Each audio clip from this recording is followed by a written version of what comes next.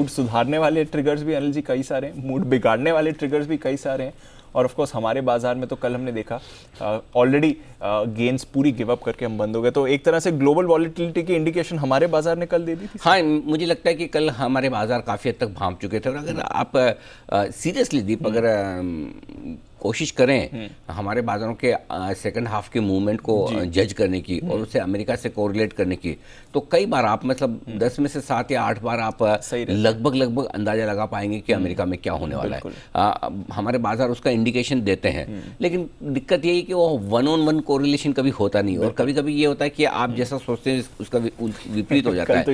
कल यही हुआ। कल एक्चुअली विपरीत भी क्या, फर्स्ट हाफ में तो वही हुआ जो भारतीय बाजार सोच रहे थे कि अमेरिका कमजोर होगा, दिक्कतें होंगी, और इसी वजह से हम 16,000 को पार करके दिन के लोएस्ट लेवल पर जाकर बंद हुए। लेकिन उसके बाद की रिकवरी, चलिए पहले एक बार अमेरिकी बाजारों के उतार चढ़ाव की बात कर ली जाए। तो जो कमजोरी हुई इस डर से हुई कि रेसेशन आ रहा है, रेसेशन आने की कमजोरी की खुशी में कच्चा तेल गिरा, खाने पीने की कमोडिटीज कई महीनों के, मलेशिया में पाम तेल का स्तर 1 साल के लोएस्ट लेवल पर है।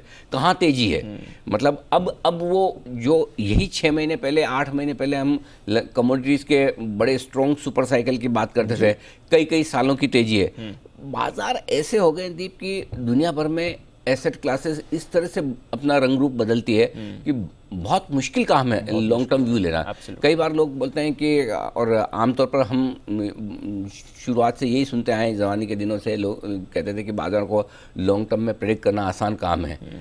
वाकई में अब मुझे लगता है कि लॉन्ग टर्म में प्रेडिक्ट करना आसान था। लॉन्ग टर्म में मतलब अगर मैं मेरी लाइफ टाइम का प्रेडिक्शन दूं तब तो मुझे पता है कि ऊपर ही जाना है। लेकिन अगर लॉन्ग टर्म का मतलब साल 2 साल 3 साल है तो ये ज़्यादा मुश्किल काम है। डे टू डे प्रेडिक्ट करना ज़्यादा आसान होता दिख रहा है। जिस तरह की वोलेटिलिटी हो रही है, आप सोच ही नहीं सकते कि 6 महीने पहले कमोडिटीज़ के दाम क्या थे और आज क्या दाम है। 6 महीने मतलब निकल मिलता नहीं था, ये हालत है। हेडलाइंस ये बनती थी कि मतलब चाहिए, हाँ, हर रोज 20% 30% दाम बढ़ते थे। आज आप सोचिए कोई खरीदने वाला नहीं है। सो आई थिंक जो कुछ अमेरिका में हुआ है दोनों तरफ से है। आप देखिए मार्केट के लिहाज से देखेंगे तो ठीक है कि कमोडिटीज़ के दाम तेज़ी से घट रहे हैं और कमोडिटी प्रोड्यूसर्स के लिए फिर नुकसान की बात है और ऐसे में स्टॉक्स गिरने चाहिए। दूसरी तरफ आप इकोनॉमी के लिहाज से देखें तो आप यही तो चाहते थे कि इन्फ्लेशन कम हो। आज की तारीख में अमेरिका की सरकार और दुनिया भर की सरकारों का और अमेरिका के सेंट्रल बैंक और बाकी सारे सेंट्रल बैंक का सबसे बड़ा दुश्मन तो इन्फ्लेशन है। मतलब सब मान के चले, जहाँ इन्फ्लेशन दिखे गोली मार दो, शूट एट साइट, करेक्ट है ना, वही दिख रहा है। वैसे ही तो अब आपका इन्फ्लेशन नीचे आ रहा है तो कायदे से खुश होना चाहिए। लेकिन प्रॉब्लम क्या है, इन्फ्लेशन आ तो रहा है नीचे लेकिन साथ में अपनी मंदी लेकर आ रहा है। सो एक तरफ आपको इन्फ्लेशन कम होने की राहत है तो दूसरी तरफ मंदी आने का डर भी, और इन्हीं दोनों चीज़ों के बीच में अमेरिकी बाजार भारी उतार चढ़ाव दिखा रहे हैं। अब ये उस वक्त मूड पे है कि पहले मुझे मंदी से डरना है तो मैं नीचे गिर जाऊंगा, और फिर मुझे इन्फ्लेशन से राहत की थोड़ी सी खुशी ऊपर आ जाऊंगा, यही होता दिख रहा है। इसलिए बहुत ज़्यादा अमेरिकी बाजारों के मूड को पढ़ने समझने की कोशिश करना व्यर्थ है। सीरियसली बोल रहा हूँ, व्यर्थ है। क्योंकि इस तरह के बाजारों में आप क्या अंदाज लगाएंगे। कल कुछ नहीं, मुझे बताइए, चलो मार्केट तो अपनी जगह, कल 3:30 बजे 112 पे क्रूड, कौन कह सकता था कल 105 मिलेगा। एग्जैक्टली कोई नहीं कह सकता था, करेक्शन नहीं हो ही नहीं सकता। मतलब ये, और खाली बाजार नहीं, बाजार तो हम क्लोजली ट्रैक करते हैं, बाकी कमोडिटीज़ देखिए सब जगह, डॉलर इंडेक्स देखिए 106.50। तो बहुत सारी चीज़ें एक साथ हो रही है। डॉलर इंडेक्स 20 साल की ऊंचाइयों पर, कमोडिटीज़ एक साथ गिर रही हैं, मार्केट ऊपर नीचे हो रहे हैं। सो कभी कभी क्या होता है, ऐसी सिचुएशन में देखना समझना, शांति से बैठना ज़्यादा ठीक है, बजाय इसके अच्छा शॉर्ट टर्म बॉन्ड यील्ड्स आपकी बढ़ गई है, लॉन्ग टर्म वाली कम हो गई। आमतौर पर आप जिसको उधार देते हैं, आप एक सिंपल सा लॉजिक समझिए।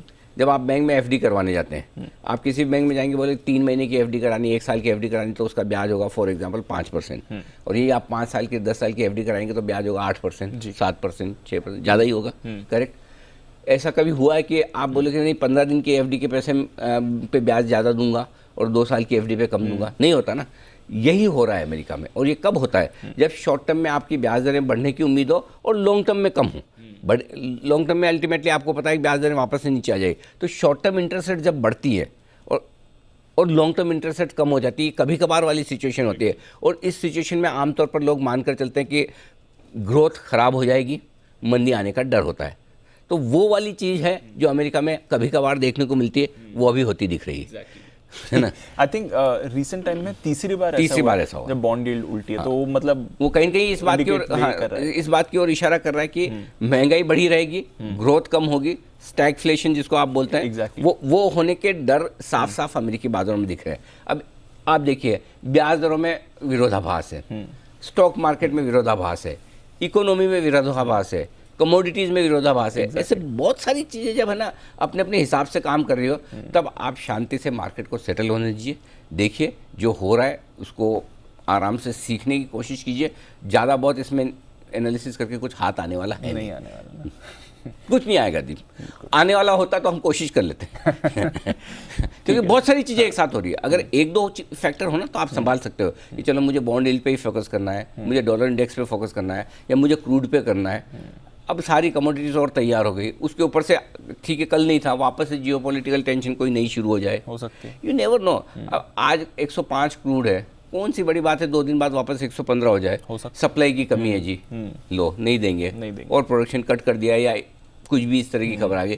सो मुझे नहीं लगता कि 100-105 से नीचे बहुत जल्दी में जाने वाला है। 115-120 के ऊपर बहुत जल्दी से, कल भी हम यही बात कर रहे थे, 115-120 पे आएगा, कुछ ऐसा होगा वापस वो नीचे खींच के लाएगा।